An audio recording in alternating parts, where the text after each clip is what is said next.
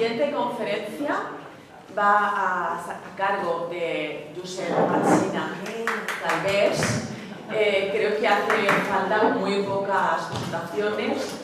Él es licenciado en Biología, doctor en Ciencias de la Naturaleza y doctor en Historia de la Filosofía de la Ciencia, entre otras muchas elementos de su formación y, por supuesto, pues, todas sus películas, toda su erudición, los montones de libros que ha escrito.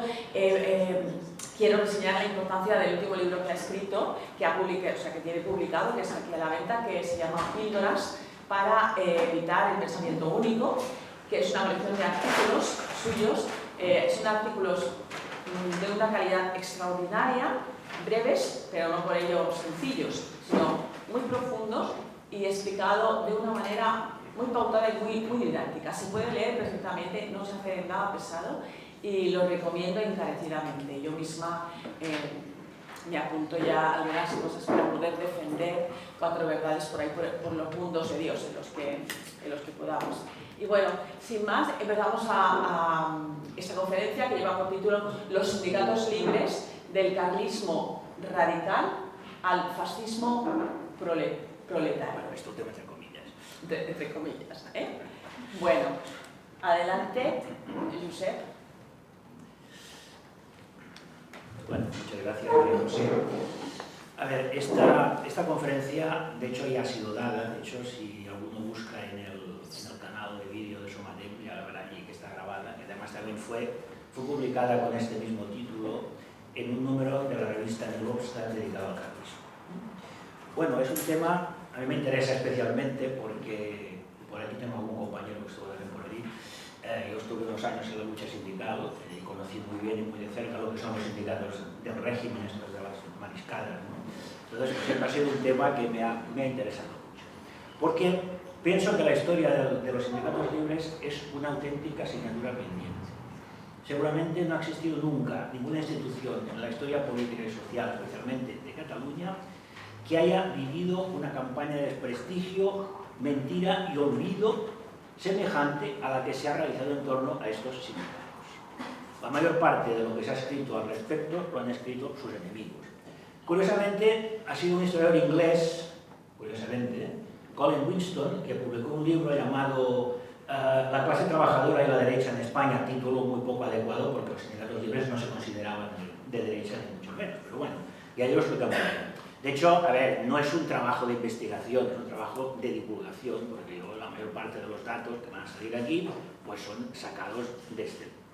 Bueno, seguramente, si habéis oído hablar de los sindicatos libres, os habrán explicado que los creó la Federación Patronal, mentira, que no eran auténticos sindicatos, mentira, porque como veremos realizaron una labor sindical importante durante algunas etapas de su historia, y que, bueno, eso sí, estaban formados por pistoleros, cuidado.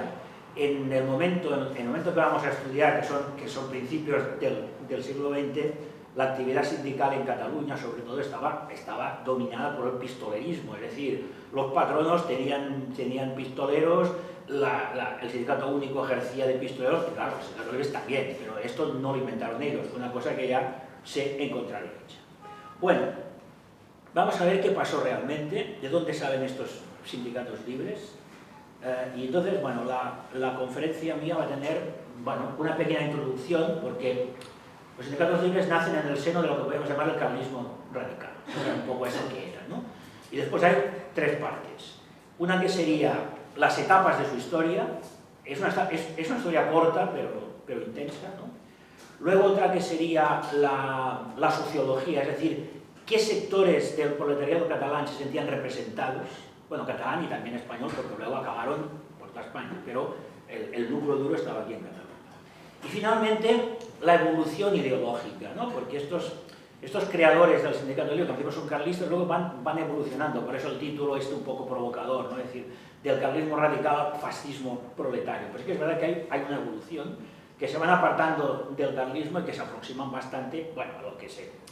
A ver, yo el término fascista no lo utilizo de modo peyorativo, sino de modo descriptivo, es decir, sí que se van acercando pues, a corrientes que en aquel momento tenían bastante predicamento en uno. Bien, Empezaremos hablando de qué pasaba con el realismo catalán en el siglo XX. Bueno, esto ya Javier nos lo explicó muy bien ayer, ¿no? Hay que decir también que, claro, si la historia de los sindicatos libres es una asignatura pendiente, pues la historia del carlismo catalán todavía más, ¿no? Porque parece que no existió. Y da la casualidad de que sí que existió y fue enormemente potente. Fijaros, ya tenemos que entre los años 1827 y 1928 se da una revuelta protocarlista que se llama la revuelta de los malcontents, ¿no? Bueno, que de hecho está en toda España, pero en Cataluña es donde tiene más fuerza. Además es curioso porque utilizan un lema que ahora algunos separatistas ignorantes han querido utilizar, more un mal govern. Bueno, pues esto lo inventaron estos, que de progres os aseguro que no tenían nada. De hecho, el estallido de la revuelta es porque se ha eliminado la Inquisición. O sea, ellos hacen una revuelta porque las camarillas liberales que están en torno al rey Fernando VII han quitado la Inquisición. O sea, imaginaros lo progres que era.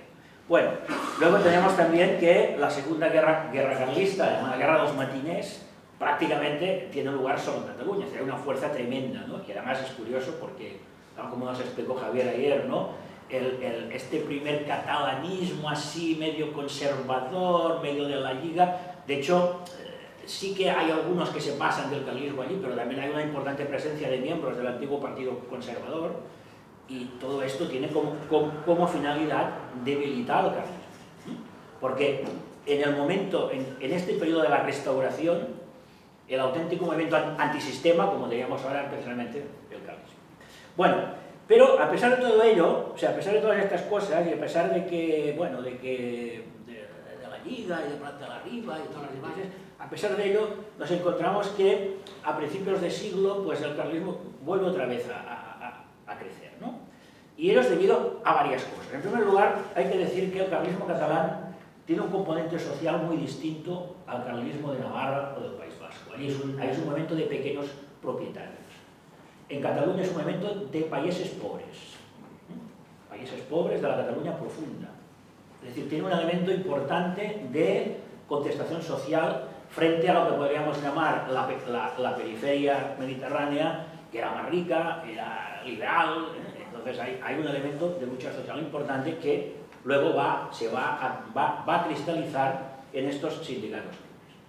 Hay que decir también que en esta resurrección del carlismo se pueden distinguir también dos sectores, ¿no? Hay un carlismo más moderado, representado por el duque de Solferino, que son gente que pacta a veces con la Lliga, catalana, todo eso, ¿no? Pero que luego también en esta época empieza a crecer lo que se llama el carlismo radical, formado sobre todo por gente joven y por los sectores más humildes.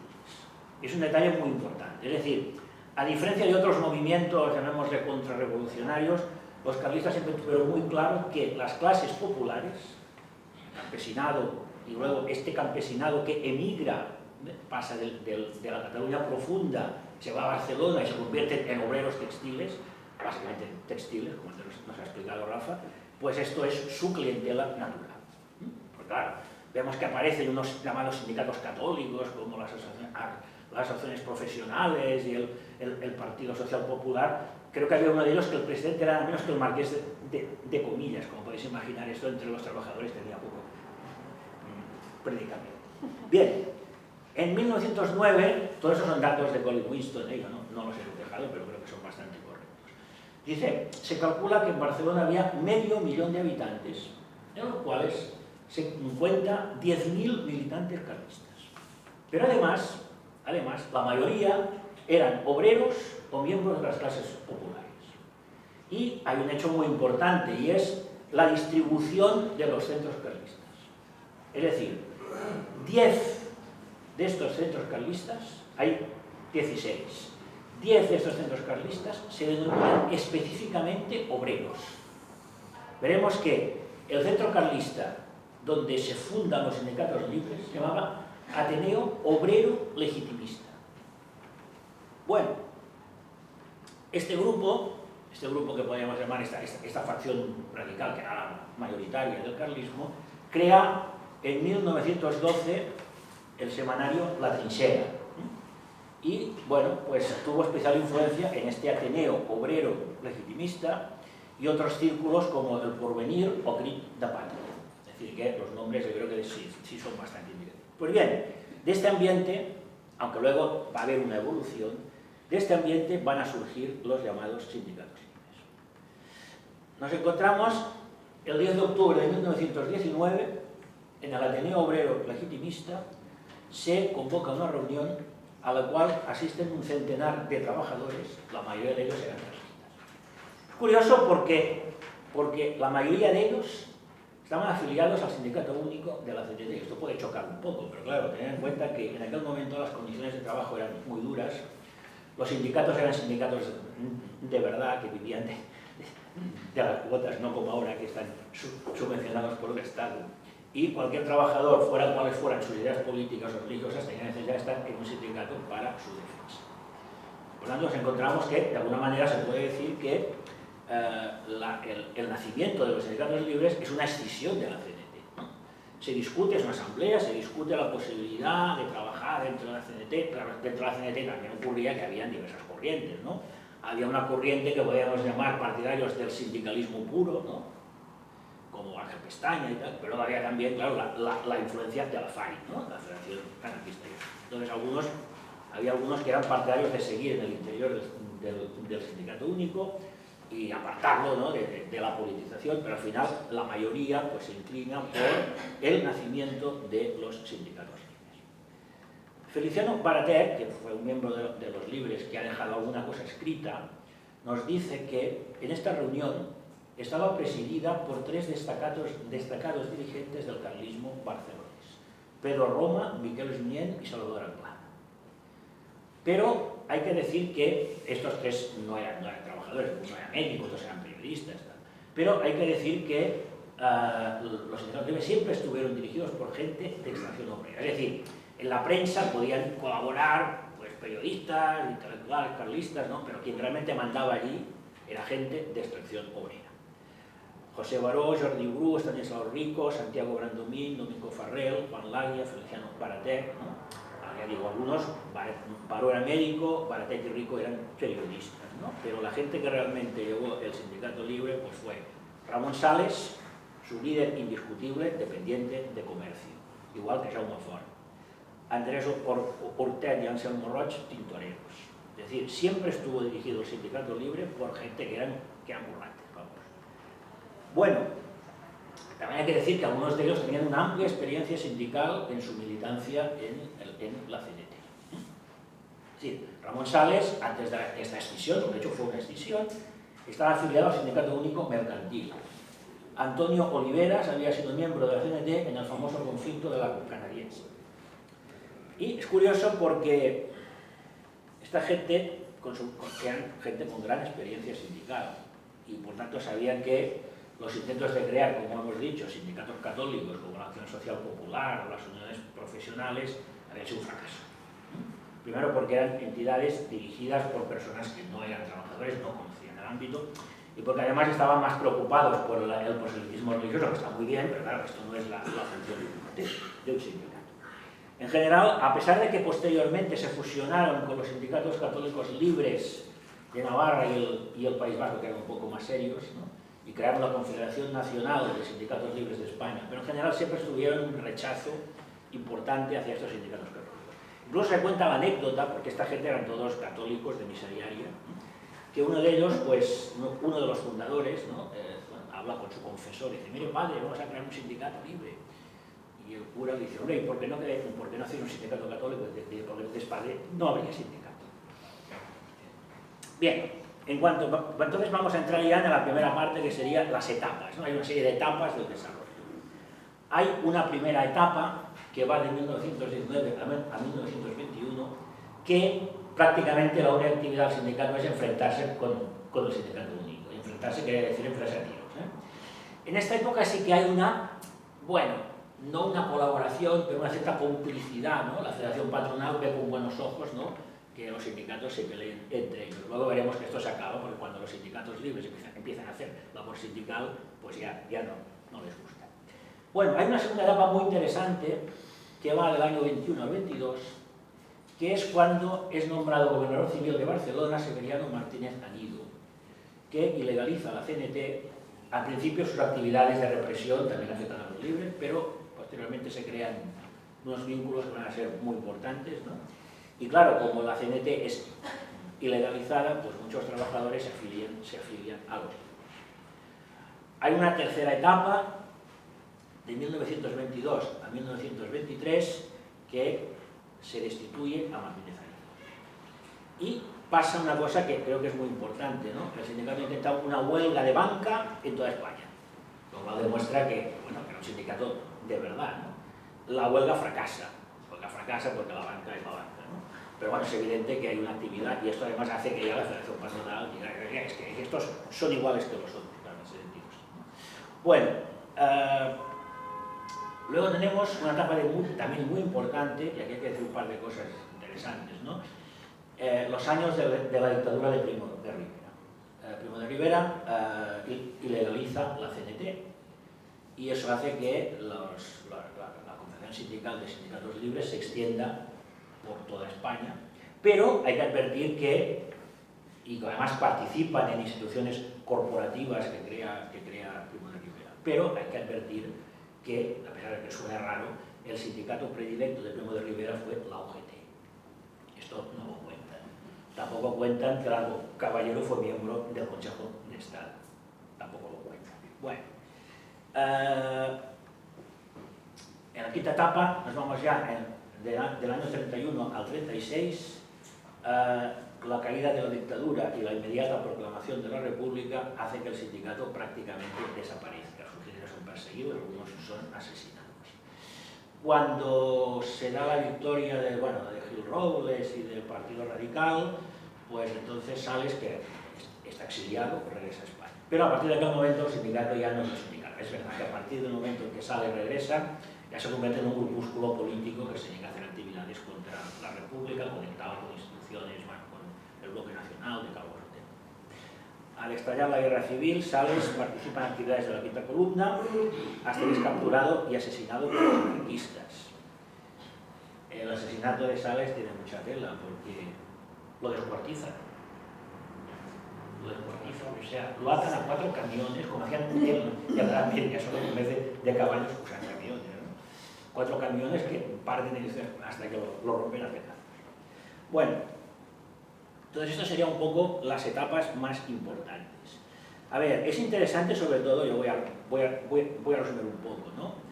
Que en estos periodos, sobre todo cuando la CNT es ilegalizada, muchos trabajadores, aunque no simpatizan con los libres, por lo que decíamos antes, por la necesidad imperiosa en aquellos momentos de cualquier trabajador de estar en un sindicato, pues durante este periodo tenemos que los libres participan en más de 500 conflictos laborales. Y todo eso de tener un sindicato es mentira, ¿no? Vamos a ver algunos ejemplos, ¿no? Por ejemplo, los albañiles afiliados a los libres que trabajaban en el Palacio Real, resulta que estaban cobrando menos que otros, inician una huelga y consiguen que se las pagara igual.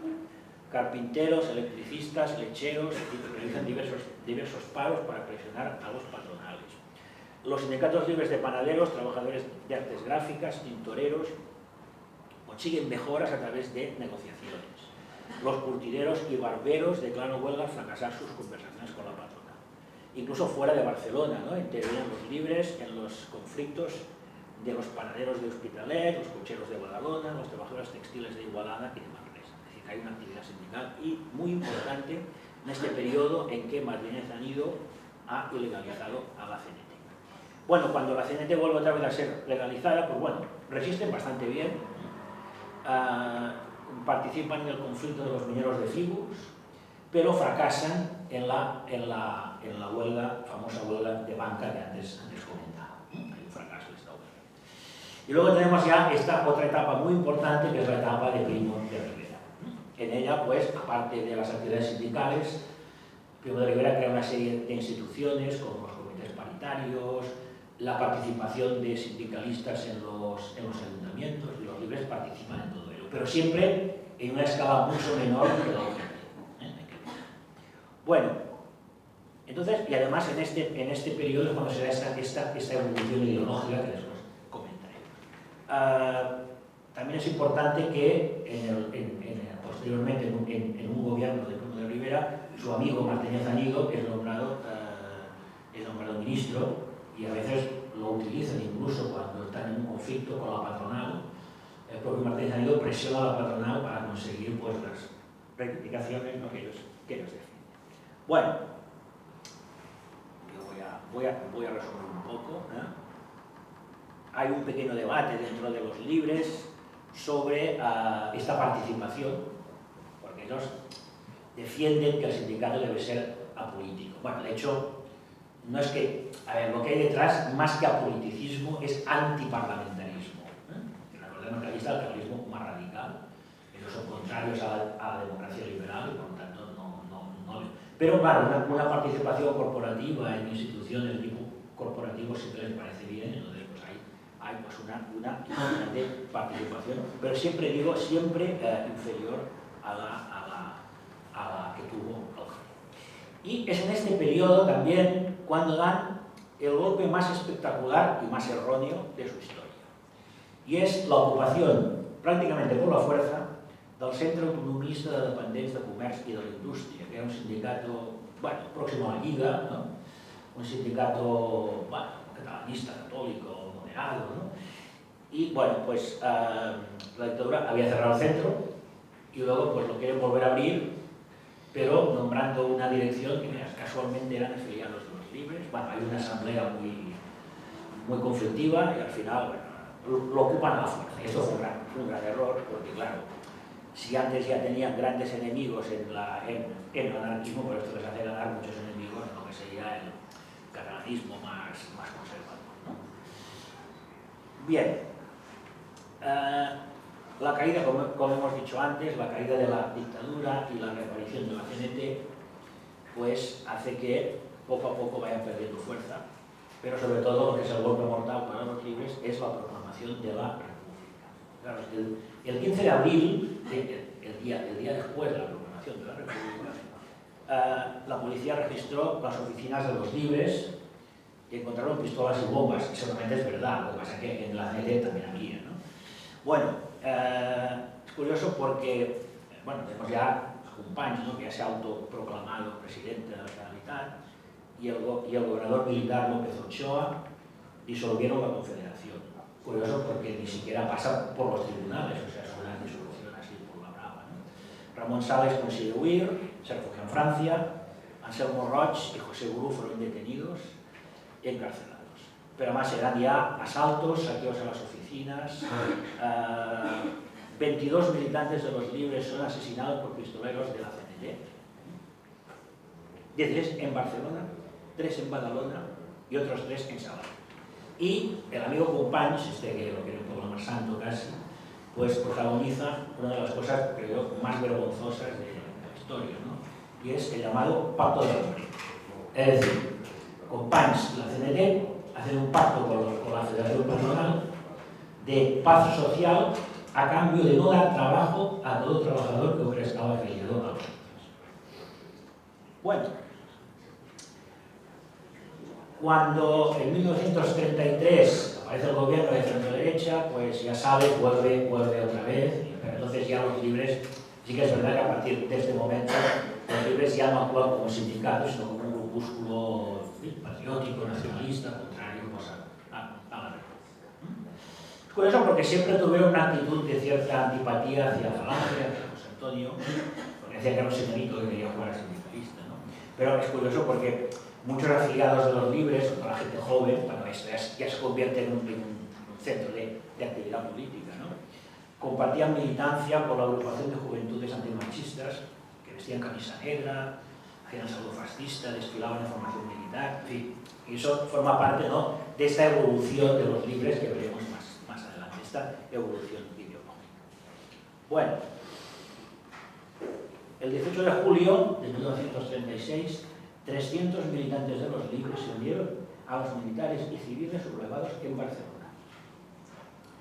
Augusto Laguna, Ramón Colón, Pere Navarro murieron en los combates. José Baró y Anselmo Font fueron capturados y fusilados.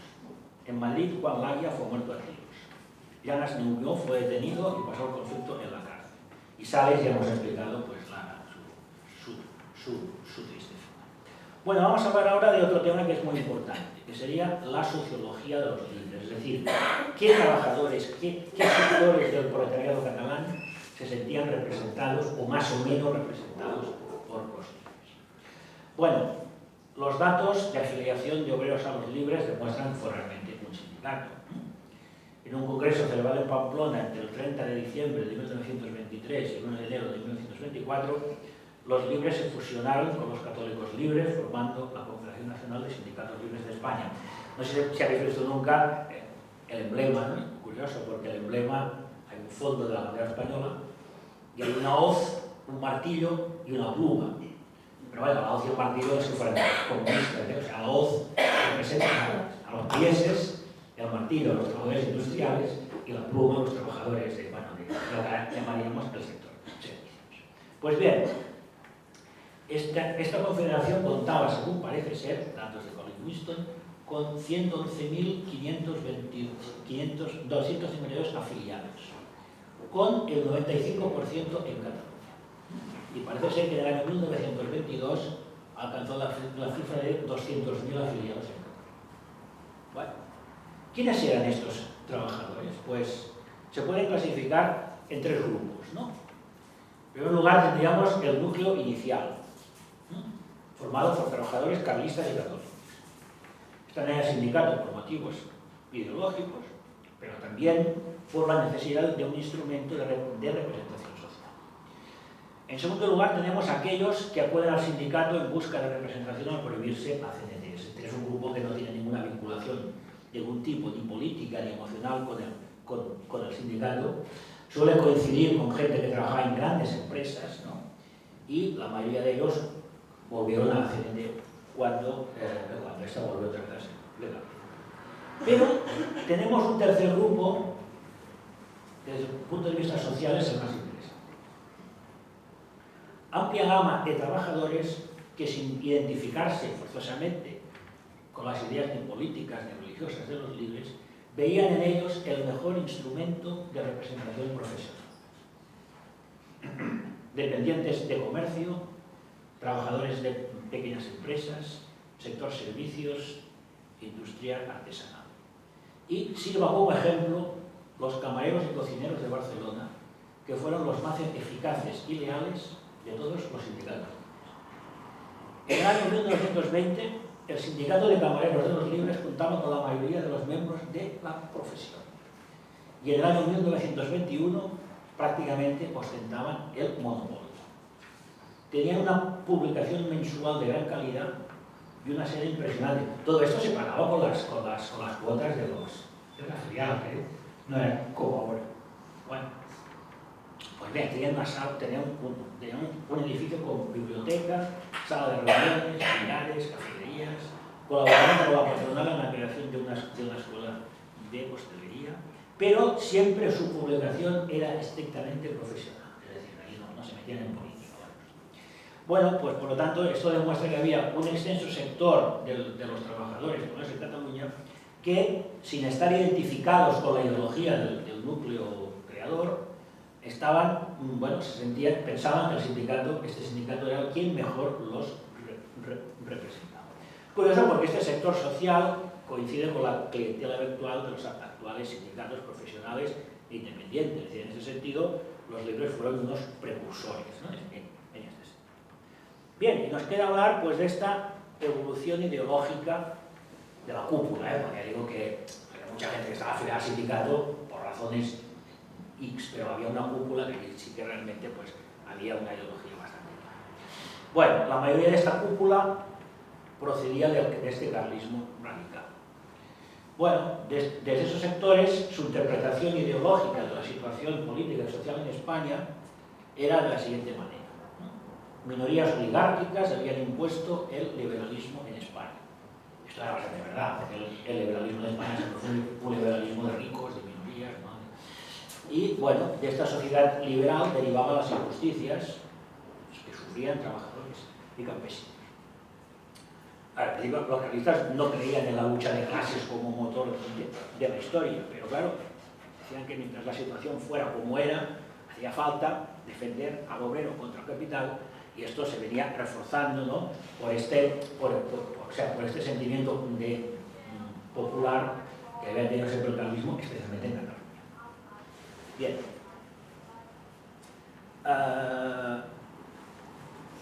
Claro, y en este punto era donde había las diferencias entre lo que llamaban este sector moderado, de partidarios de pactar con la Liga y tal, ¿no? Porque, claro, en el fondo lo que estaban haciendo era insertarse en el statu quo liberal, es decir, participaban en las elecciones, bueno, y claro, era una especie de lo que hoy día llamaríamos la disidencia controlada, ¿no? Pero claro, los segundos, ¿no?, despreciaban el parlamentarismo, reivindicaban la acción directa, pero tuvieron la inteligencia, ¿no?, de pasar, de echarse al monte de la partida, del bandolerismo, pasar a la lucha social. Fue un cambio importante, pero un cambio importante de tácticas y estrategias, pero sin renunciar a la ideología. Claro, ¿qué ocurre? Pues que aterrizan en unas luchas sociales que están teñidas de violencia. Bueno, ellos no la inventaron, pero viniendo de donde venían, pues se adaptaron muy bien en ella. Pero no solamente se adaptaron en el terreno práctico, ¿no?, sino que elaboraron toda una doctrina y una mística de heroísmo, lucha, culto a los caídos, vitalismo. Es decir, seguramente no habían leído nunca Sorel, pero de alguna manera se convirtieron, ¿no?, en sorelianos. Bueno, por lo tanto, este antiparlamentarismo y este culto a la violencia serían dos elementos que los dirigentes de los libres de alguna manera heredan, ¿no?, de este carlismo radical.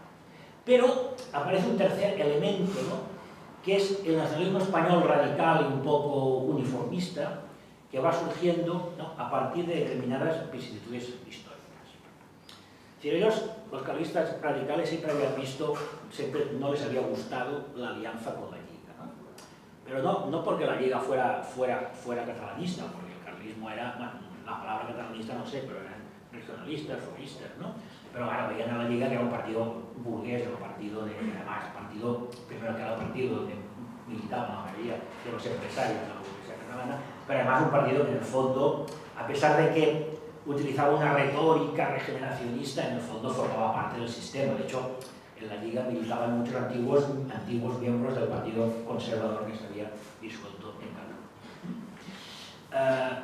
Bueno, es verdad que, claro, como ya nos contaba Javier, la Lliga fue un partido muy curioso, ¿no? Porque claro, cuando empieza la guerra civil, pues ya sabemos de qué bando van, pero no solamente es que apoyen a bando nacional, es que tenemos un grupo de intelectuales como Agustí, Vergés, Salas, ¿no?, que ya no es que se pasen al bando franquista, ¿no?, es que se van a Burgos y se afilian a Falange en el sector más radical, ¿no?, de Iglesia de Hueco y tal, ¿no?, y con Marín Tobar, Gonzalo Torrente Ballester, y además editan la revista Destino. La revista Destino es una revista editada, financiada por esos catalanes, ¿no?, y la palabra destino venía de unidad de destino del Universal.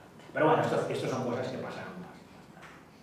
Es curioso porque algunos de estos habían reprochado a Dors cuando se fue de Cataluña. Bueno, no se fue, lo echaron de Cataluña, ¿no? Y cuando se fue a Madrid y empezó a escribir en castellano, pero algunos de ellos 10 años más tarde, hace más o menos.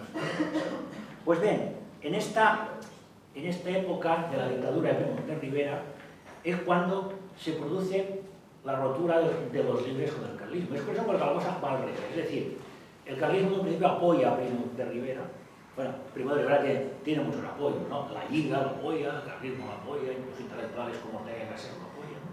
Pero claro, las actuaciones de la dictadura, el tema del catalán, destituye a muchos, algunos regidores de ayuntamientos que eran carlistas. Entonces, al cabo de pocos meses, el carlismo ya no apoya la dictadura. Pero en cambio, los libres siguen un proceso al revés. Es decir, al principio la miran con cierta, en fin, no se fían, ¿no?, con cierto escepticismo. Pero poco a poco se van integrando en sus estructuras, ¿no? Y claro, esta intervención política produce en esta cúpula una evolución ideológica. Es decir, de la idea carlista, obviamente, de una España unida, pero integrada por regiones históricas, con una cierta personalidad propia, pero se pasa a una idea mucho más centralista, que por cierto es una idea de origen liberal. Esto los libros fueron un poco despistados, ¿no? Y fue una elección deliberada y paradójica, porque todos eran catalanes. El mismo Sales parece ser el castellano lo va fatal, o sea, el hombre que habla siempre catalán, ¿no? Pero claro es que, y aquí se produce este cóctel, ¿no? antiparlamentarismo, sindicalismo obrerista, culto a la violencia, mística regeneradora, nacionalismo español. Bueno, pues por eso el título de este artículo era un poco provocador, ¿no? Decía del realismo radical al fascismo proletario. Pero claro, es que esto es quizás otra razón, ¿no? Porque el manto de silencio que ha corrido sobre los libros. Es decir, el fascismo español no nació solo en Madrid y en Valladolid, hubo un núcleo importante en Barcelona. Y bueno, no olvidemos que cuando Mussolini hace la famosa marcha sobre Roma, todos los jerarcas que le acompañan son antiguos sindicalistas. Es decir, que eso, yo creo que es esta, aparte de otras cuestiones, ¿no? Que es otra de las razones, ¿no? Porque se ha corrido este túpido velo sobre la existencia de los sindicatos. Bueno, y yo termino aquí, ¿eh? Y muchas gracias por vuestra atención.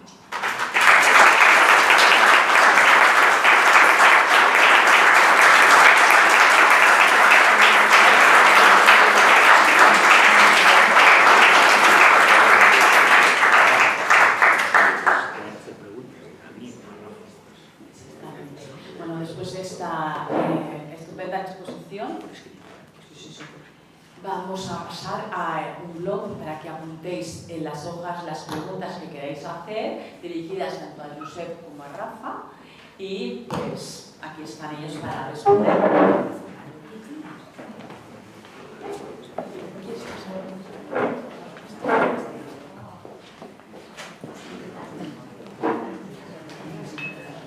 A mí me gustaría preguntarle primero de todo, bueno, a Josep, ya que tenemos la conferencia fresca, ¿en qué momento se pasó a esa dependencia de los partidos políticos con respecto a los sindicatos? A ver, bueno, ya tenemos que, a ver, durante la República y la Guerra Civil, pues hay una serie de sindicatos que están orgánicamente vinculados a partidos, es decir, la UGT está vinculada directamente al Partido Socialista, ¿no? Esto no tampoco es una cosa nueva. Pero es que lo que tenemos ahora no son sindicatos vinculados a partidos, son sindicatos vinculados al Estado. Sindicatos que viven de las subvenciones públicas, les podéis imaginar. Fijaros, creo que fue en Castilla-La Mancha que el gobierno Pepe Vox cortó la financiación a los sindicatos. Tuvieron que hacer un ERE. Los sindicatos en Castilla-La Mancha tuvieron que hacer un ERE. Porque claro, tenían gente contratada que les pagaban con la subvención. Otra cosa interesante, que además algunos de los libros, los que no eran de origen carlista, reivindicaban, fue la experiencia británica. Es decir, en Inglaterra, el Partido Laborista fue creado por los sindicatos. Es decir, teóricamente no eran los sindicatos la correa de transmisión del partido, sino al revés. Ahora ya no es así, ¿no? Pero las trade unions, que han sido muy potentes, crearon un partido para estar presentes en el Parlamento. Lo que pasa es que lo que tenemos ahora, bueno, es de chiste. O sea, es decir, sindicatos que si tuvieran que vivir de los afiliados estarían muertos, ¿no? Por eso los vemos haciendo lo que hacen. Hombre, yo creo que todavía hubo una época, ¿no?, cuando había gente más decente, como Nicolás Redondo, ¿no?, que fue capaz, siendo miembro del PSOE, fue capaz de convocar una huelga general contra su propio gobierno. Pues todavía eran personas que dicen, hoy día esto es impensable. ¿Os imagináis estos sindicatos convocando una huelga contra Pedro Sánchez? Es impensable, ¿no?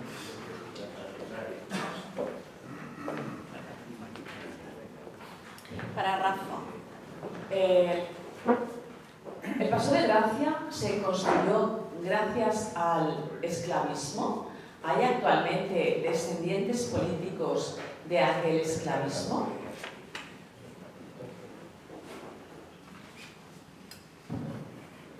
Sí, bueno, el Paso de Gracia no solamente merced al esclavismo, sino a los negocios en Cuba, porque entre ellos el esclavismo había sido el origen casi de los negocios en Cuba, de la burguesía catalana. Pues una parte del Paso de Gracia se debió a la repatriación de capitales. En primer lugar, de la Guerra de los 10 años, cuando al principio, y hubo varios momentos de esa guerra, la primera guerra, en los que España pareció a punto de perder Cuba, se repatriaron muchos capitales.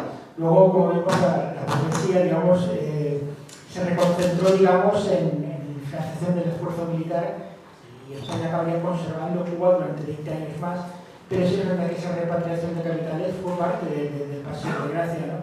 Y luego, cuando se termina también la última guerra y que España pierde Cuba definitivamente, también hubo una gran repatriación de capitales. Se había perdido mucha parte del capital, pero la que conservaron la se repatrió, y no solamente en el Paseo de Gracia, ¿no? Sino que en otras partes de Cataluña ese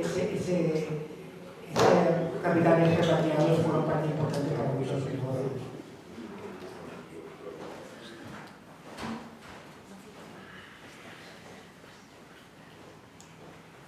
Pues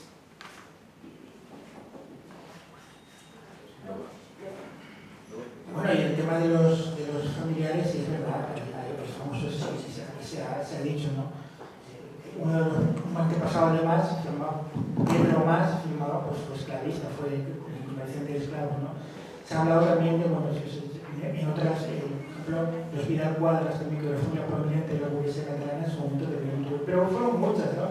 Hay que decir también que el esclavismo hoy en día nos parece justamente algo bastante abominable, y lo es, pero tampoco hay que pensar que la mentalidad de la época era muy diferente en algunos aspectos, y tampoco conviene pasarse en el hecho de juzgar al pasado con ojos de presente. para Josep, Companys defendió a sindicalistas de la CNT en su etapa anterior a la de presidente de la Generalitat. La casta, ¿le consta si defendió a sindicalistas libres? A ver, no me consta, pero seguro que no. Es decir, Companys fue uno de los ideólogos del Pacte de la Fam. Es decir, Companys siempre tuvo una relación muy estrecha con la CNT. Un libro muy interesante de Javier Barraicó, Los descontrolados de Companys, pero entre paréntesis. Es decir, que la mayoría de las actuaciones criminales de ciertos sectores, tampoco eran todos, de la CNT, pues estaban en colaboración directa con Companys. Companys jamás defendería a un sindicalista de los libres. O sea, no tengo ningún dato al respecto, pero podéis estar seguros que no, al contrario, ¿no? Es decir, porque los que llegaron a hacer este pacto, gente que había estado afiliada a los libres, que a lo mejor podía haber estado afiliada a los libres no por simpatías políticas, simplemente porque en un sindicato, pues los patronos les negaban trabajo y así se aseguraban una cierta paz social con respecto al único. Y Companys fue el ideólogo de este pacto. O sea, en esto yo creo que ya está dicho todo, ¿no? Bueno, como veo que no me hace ninguna pregunta, le hago la mía a Rafa. ¿Qué intervención tuvo o qué influencia, qué importancia tuvo la generación del 98 en la oposición hacia la guerra de Cuba, el desastre del 98?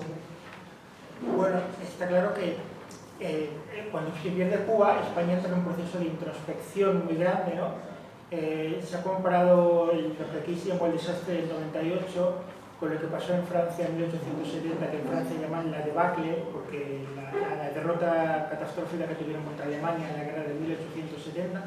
Y bueno, produjo, pues la generación del 98 fue una especie de respuesta intelectual un poco a la idea de que España, bueno, pues ha perdido Cuba y ya no es un imperio, pero tiene que volver a sus raíces de alguna forma.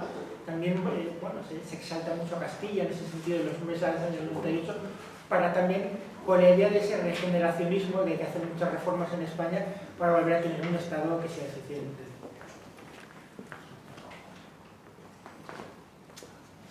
Hi havia una revista carlina que es deia Mestre Tites, on un carlí anomenat Joan Guardina se'n fotia dels catalanistes, ja que deia que ells no tenien sindicats de cap mena ni res de res. Bé, confesso en català, perquè la puta està en català, però així és com ha de ser. Bé, jo no soc cap especialista en el carlisme, això Javier ho sabia jo, però sí, existia aquesta revista que era una revista satírica, no? Òbviament, els catalanistes no tenien cap sindicat perquè era una cosa de classes mitges i altes.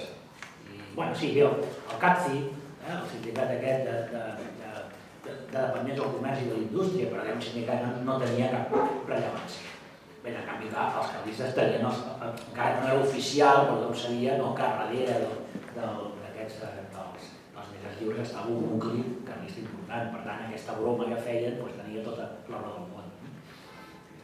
Los sindicatos verticales, cuando se reunían para sus reuniones de convenio, ¿cobraban dietas?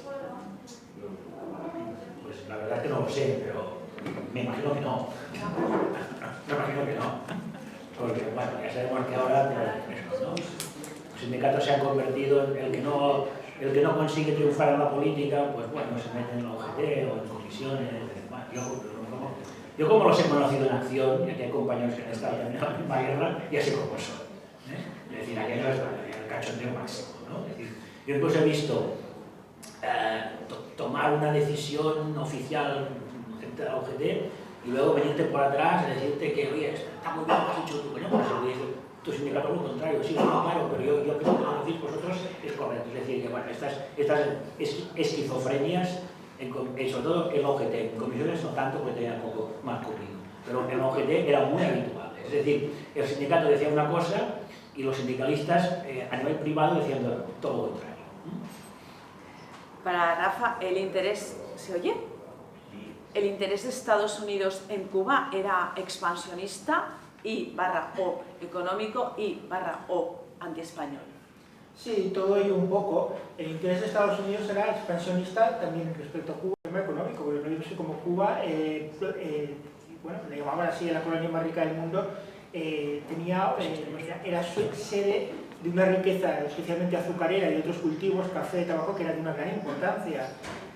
Ocurrieron una cosa muy curiosa en este tema, que fue que en la última guerra de Cuba, el presidente de Estados Unidos, McKinley, que de alguna forma, bueno, porque, digamos, el presidente que durante la guerra de Estados Unidos contra España, la guerra final, bueno, pues McKinley, que había sido un apóstol del imperialismo norteamericano hasta que nos quitó Cuba, siempre había, la propaganda norteamericana desde Estados Unidos siempre había sido, para intentar atraerse a los cubanos, era que cuando Cuba fuera independiente, que los Estados Unidos ayudaría a que Cuba fuera independiente, iba a ser muy bueno para Cuba, porque el azúcar cubano, el café, el ron, otros cultivos tendrían todo el mercado de los Estados Unidos y lógicamente pues era un mercado muy amplio y los propios productores cubanos iban a forrar, iba a ser un gran negocio. Pero cuando llegó el momento ocurrió una cosa pues muy curiosa, ¿no?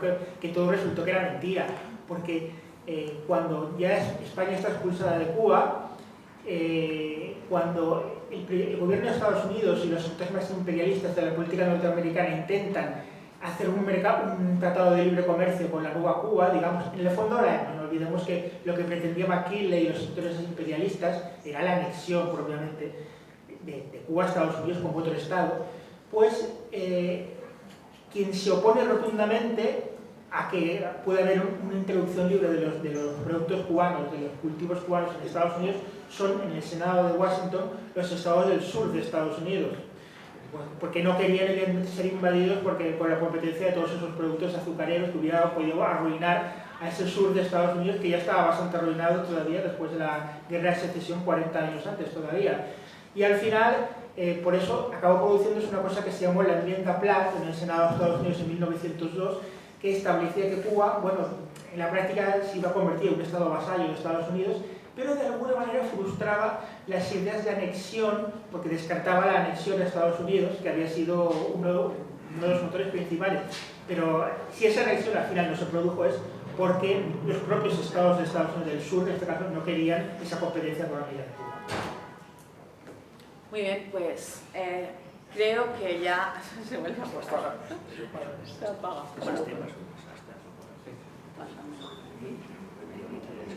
Sí. Después de estas dos geniales conferencias, como siempre, y amenas, vamos a hacer un descansito desde las 12 hasta las 12:30, que pasaremos a la siguiente conferencia de Reinald Sacher, y que, bueno, que promete muchísimo. No, María José, perdona un momento. Así como presidente ejerzo mis derechos y quiero hacer una pregunta a Josep sobre el tema de los sindicatos libres. Venga, por supuesto. Bueno, ¿Qué podías decirnos un poco de este, como que en el tópico de la mentalidad popular ha quedado los sindicatos libres, que lo has hecho un poco al principio, ¿no? Con esta asociación a la época del terrorismo, como esa guerra que se llamó pacto de gángsters entre el sindicato único y los sindicatos libres. ¿Qué podemos decir de eso? A ver, creo que es importante señalar que ya antes de la aparición del sindicato libre, Barcelona la llaman la Chicago del Sur, es decir, los asesinatos de empresarios por parte de los pistoleros del Único y al revés, también los asesinatos de sindicalistas por parte de los pistoleros que contrataba la Federación Patronal eran algo habitual. Entonces, ¿qué pasa? Que ellos aterrizan allí y ellos no son gente, o sea, no eran pacifistas, pero quiero decir, esta situación no la crean ellos, se la encuentran hecha. Y claro, forzosamente tienen que utilizar los métodos que se usaban entonces. Pero no son los sindicatos libres los que crean esta situación, estaba creada ya. Y claro, en aquel momento, pues para moverse en el ámbito sindical, pues era imprescindible esta utilización, porque si no lo hacías quedabas relegado a nada.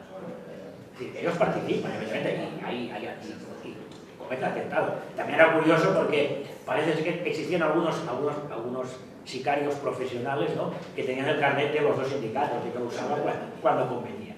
Todo esto es verdad. Pero ellos no creen esto. Pero aparte de esto, claro que la historia que han contado se ha quedado con esto, pero no se ha quedado con todo lo otro, es decir, con todas las actividades sindicales que realizan, los miles de obreros afiliados, sindicatos como el sindicato de camareros, que sin compartir las ideas políticas de la cúpula, pues ven en este sindicalismo una representación mucho más adecuada para sus intereses. Todo esto es lo que ha sido borrado. Se han quedado solo con la película de los tiros, que es verdad, que es verdad, esta película es cierta, pero ellos no inventaron la violencia, se la encontraron hecha. Y evidentemente participaron, claro que sí, porque bueno, venían de una tradición guerrera, podríamos decir, ¿no?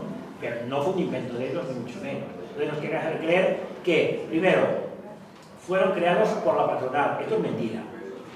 Sí que es verdad que al principio hay un cierto feeling, pero luego, claro, a la que empiezan a actuar como sindicatos, el feeling desaparece, ¿no?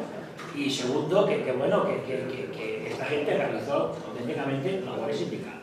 Y otra cosa que tampoco cuentan es que el sindicato predilecto de Primo de Rivera era la UGT, no eran los sindicatos libres. Es decir, en la mayoría de los países paritarios se benefició a UGT el detrimento de los sindicatos libres. Y esto por parte de Primo de Rivera.